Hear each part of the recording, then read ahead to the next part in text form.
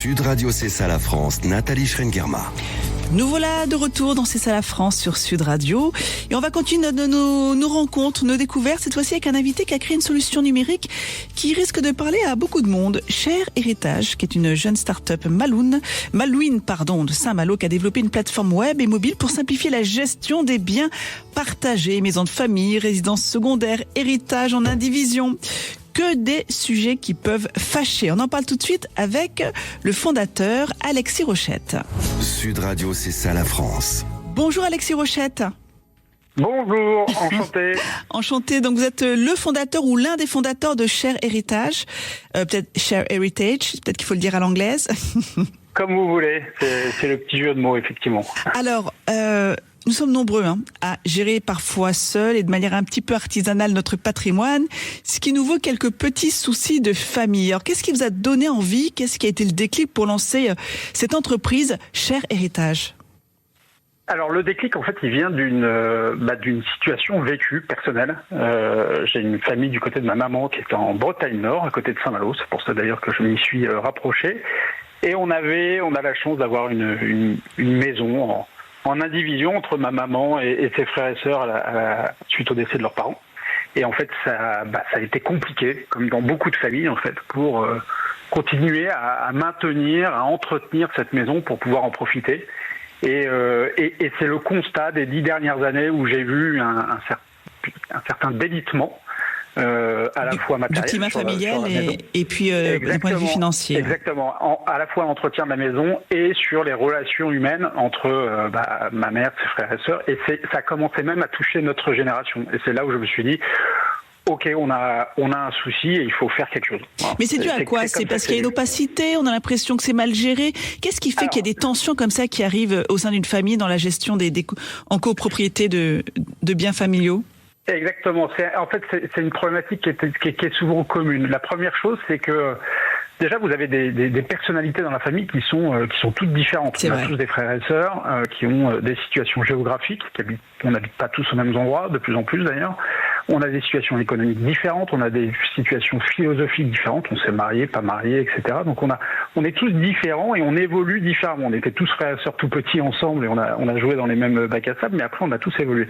Ça c'est le premier constat. Le deuxième constat, c'est une difficulté, on va dire, d'outils de gestion.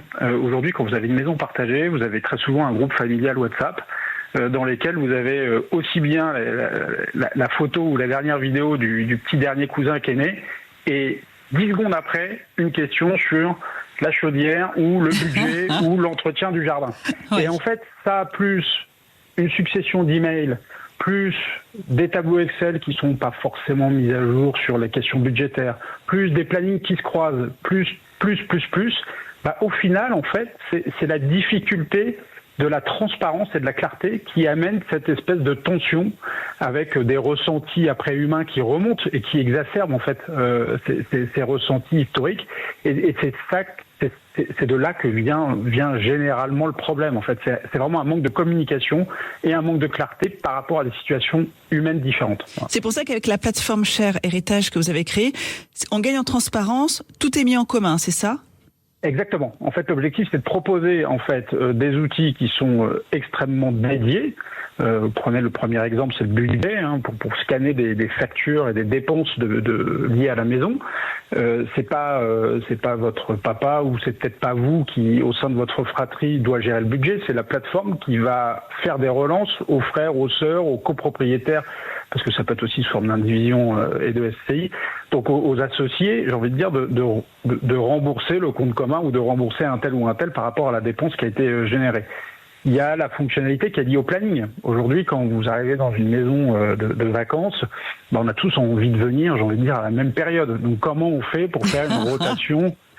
Vous imaginez bien qu'au mois de Noël, ce qu'on appelle dans la famille les fêtes carillonnées, je trouve l'expression assez jolie, ce sont les périodes de vacances où toute la famille se retrouve, c'est-à-dire les périodes de la Toussaint, les périodes de Noël, les périodes de Pâques et puis les grandes vacances d'été.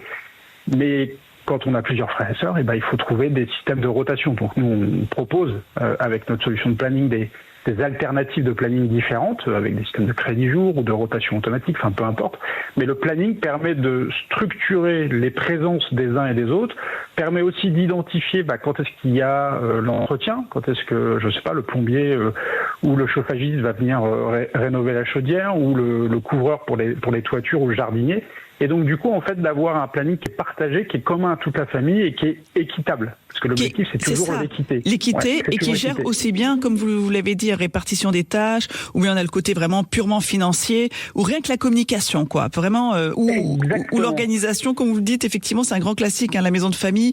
Comme par hasard, tout le monde veut y aller à Noël, tout le monde veut y aller l'été. Donc, cette façon, en fait, de pouvoir partager, ne pas avoir le sentiment qu'il y a un déséquilibre. Mais alors, c'est exactement ça. Et du coup, plus il y a de clarté et de transparence, plus il y a d'équilibre. Et c'est aussi beaucoup lié à la charge mentale. Vous savez, vous arrivez dans une maison dans laquelle vous allez peu souvent, parce que c'est une maison, j'en sais rien, vous avez peu d'affinité, j'ai envie de dire, avec la montagne, mais vous y allez quand même une fois de temps en temps. Vous arrivez dans cette maison, je sais pas, vous n'avez pas le code de l'entrée, mais il est 11h du soir parce que vous vous êtes tapé les 4 heures de bouchon à la sortie de Lyon. Vous allez forcément appeler votre beau-père ou votre père à 11h du soir en disant quel est le code. On a une fonctionnalité qui s'appelle les infos pratiques, dans lesquelles vous allez retrouver tout ce genre de petites informations, en fait, qui sont au final peu de choses, mais à la fin très stressantes parce que très accumulatives. Mais en même temps, c'est des données sensibles. Donc là aussi, j'imagine qu'il y a eu tout un travail de confidentialité. Oui, et de sécurisation. Alors moi, ça fait 20 ans que je suis dans l'informatique. Je suis associé avec un CTO qui lui-même est aussi très vigilant. Donc les données sont hébergées en Europe, elles sont conformes au RGPD. Puis d'un point de vue sécurité, vous êtes authentifié via vos comptes Google ou vos comptes Apple, vous voyez, pour que ce soit le maximum sécurisé. Et puis surtout, il y a des silos quand vous avez plusieurs biens, entre les différents biens, et des droits d'accès en fonction des membres de la famille. Donc il y a ceux qui vont avoir la main sur la partie budget, la partie gestion, et puis d'autres qui sont des neveux, des cousins, qui eux vont plutôt voir le planning ou demander de réserver des plannings ou demander de se faire rembourser des frais. Ouais. Alors, elle a été lancée quand, cette application et cette solution, et les retours? Alors, racontez-nous, quand est-ce qu'elle a été lancée? Exactement, elle a été lancée récemment. On a fait une période de test pendant tout l'été. On a fait une version freemium bêta-testeur. Il y a 150 personnes qui ont joué le jeu, et puis on a commencé à la commercialiser depuis le mois d'octobre, depuis début octobre. Aujourd'hui, on a un peu plus de 1200 biens enregistrés dans la solution, donc c'est le début et on en est très heureux. Mais c'est un bon début. Voilà, exactement, c'est un bon début. Ces maisons de famille, tout type de patrimoine partagé, c'est ça, en fonction du, comment dire ça, j'ai oublié le nom, j'allais dire la catégorie juridique, entre guillemets. Le bateau juridique, ouais. Voilà. Alors, effectivement, c'est aussi bien des indivisions que des SCI, et puis dans les SCI, il y en a plusieurs, il y a plusieurs typologies de SCI, vous savez, SCI familiale, SCI de gestion, SCI de rendement, etc., etc. Mais c'est tout, effectivement, ce que vous disiez à la base, c'est tout élément partagé. On a même des clients qui ont mis dans la plateforme, vous savez, qui ont des enfants qui sont cavaliers et qui ont mis des poneys en demi-pension. On a des gens qui ont mis des bateaux, puisqu'il y a de plus en plus de gens qui vont sur la côte et qui achètent un bateau à plusieurs, puisqu'il y a un système de rotatif du mois de juillet et du mois d'août. Donc pourquoi acheter un bateau tout seul alors qu'il est aussi bien utilisé au mois de juillet et au mois d'août? Donc des bateaux, des camping-cars, vous voyez, tout type de biens que vous pouvez partager. Il y a des forêts. J'ai des amis qui sont chasseurs, qui gèrent leur chasse avec ça. Enfin, il y a tout type de biens. C'est vraiment, si vous voulez, le projet, c'est d'aller, et c'est la société qui veut ça, vers le co-living. Donc on va de plus en plus vers des achats groupés, des achats partagés, et notamment des gestions des utilisations exactement, des appartements partagés. Au tout début, souvenez-vous, souvenez-vous des bronzés fond du ski, c'était les appartements en timeshare, les fameux apparts du ski. Vous aviez, souvenez-vous, le Scrabble à la fin. C'est exactement ça. C'est vrai. Non, mais le raccourci, c'est exactement ça. Dernière petite question, c'est un abonnement justement, j'imagine, et c'est quoi l'ordre de prix? Ouais, c'est très très cher. C'est moins cher qu'un abonnement Netflix. C'est 120 € par an. 120 € par an, c'est ça. Ouais, exactement, pour une maison. Donc c'est-à-dire 10 € par mois. Comparé à la bienveillance et la sérénité. Au sein d'une famille, ça coûte pas cher. C'est pas cher payé. Merci beaucoup, Alexis Rochette, d'avoir pris le temps de nous présenter Cher Héritage, cette belle start-up Malouine. Merci. Bonne journée à vous. Également. Merci. Au revoir.